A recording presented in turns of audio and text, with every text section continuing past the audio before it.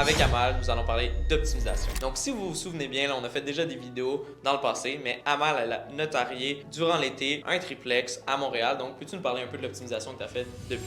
Yes, ben on avait déjà trouvé un super de bon deal, quand même clé en main, les logements étaient super beaux, mais il y avait quand même quelques travaux à faire. On a dû refaire la façade extérieure, puis on avait des unités vacantes qu'on a dû remplir, donc ça a été une belle prise de valeur à travers ça. Donc, c'est ça qui est intéressant à chaque fois qu'on fait une optimisation, puis la plupart du temps, des fois, c'est juste pour faire des travaux pour soutenir l'immeuble. Oui, on peut le voir comme dépense, mais aussi on le voit comme investissement parce que ça rapporte de la valeur en tant que tel. Une question que je me pose, est-ce que des fois, quand tu as choisi tes entrepreneurs, qu'est-ce qui est important pour toi? Premièrement, la confiance, fallait que ce soit des entrepreneurs que je me disais, s'il y a un problème, ben, je peux leur faire confiance, je trust leurs travaux. C'est sûr que le prix, c'est important, la disponibilité aussi. Moi, fallait que je fasse mes travaux, j'avais un temps limité pour avoir accès à un prêt réno. Puis peux-tu nous parler un peu davantage de c'est quoi le prêt réno? Parce que les gens, des fois, ils pensent que j'achète l'immobilier, par la suite, je dois en mettre encore plus d'argent pour faire mes optimisations, mais il y a des moyens que la banque continue de te prêter plus d'argent pour faire tes rénos. Dans le fond, un prêt réno, la banque va évaluer est-ce que les travaux que tu vas faire vont faire augmenter la valeur de la maison. Puis dans notre cas, la façade à l'avant, c'est la première image qui était de la maison.